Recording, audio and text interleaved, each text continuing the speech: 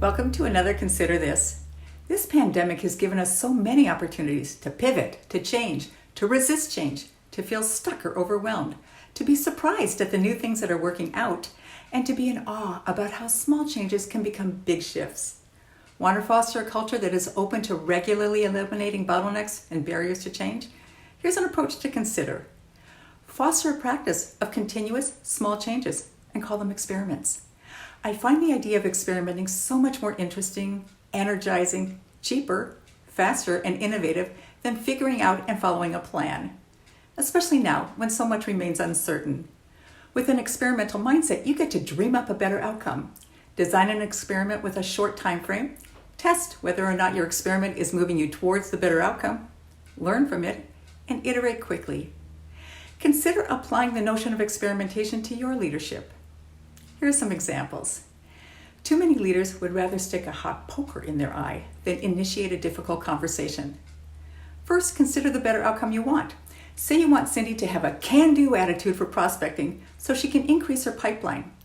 You've avoided the conversation because maybe you're uncomfortable with dealing with other people's emotions and you're worried about her reaction. Your experiment is to test whether your worries are accurate or whether something else happens, and then to gather ideas for moving towards rather than away from difficult conversations. Another story. A leader of a software company noticed new releases often had bugs. They brought out new releases every 2 weeks. A better outcome is no bugs, so the leader experimented. She asked her team of designers to launch new releases every 3 days. They resisted and kvetched. She then used the word experiment, asked the team if they would be willing to experiment for 3 weeks. They agreed. Their resistance and kvetching vanished, and the experiment produced fewer bugs. Another leader observed dismal participation in their weekly team meetings and wanted higher engagement. He conducted a series of small experiments, iterating each time based on what he observed. For the first 2 weeks, he sent out a thought-provoking question a few days before their meeting so his team could prepare answers. Participation went up a bit. On week 3, he sent the question, "What are the most pressing questions you think this team needs to address?" He put pairs into breakout rooms to discuss their answers before sharing in the larger group. There was more participation, but lackluster energy. So he iterated again. He announced to the group that he was experimenting with how to increase their engagement. Then he paired people up and assigned each pair a meeting where they would teach the group something that could address one of their most pressing questions.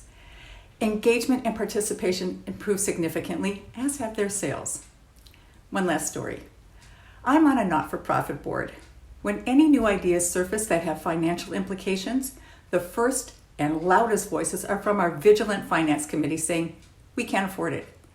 This kills any kind of meaningful conversation and stifles innovation. A better outcome is wrestling with the issue first to see if it makes sense, and if it does, then let's discuss it and get creative about how to fund it.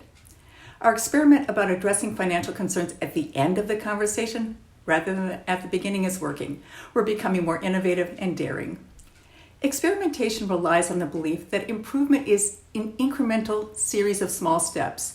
And because the experimental framework itself suggests that we don't know the outcome in advance of the experiment, we need to be more open and more willing to try new ways of doing things. So through your commitment to experimentation and to using the word experiment to try new things, you can lead your organization to improve and be their best selves without having to aim for this stratosphere. So start experimenting now. You can do it. And one more thing, we have lots of great information and free tools for leaders and their teams on both our websites, saleswise.ca and saleswiseacademy.com. I invite you to check it out. Thanks for watching. Bye for now.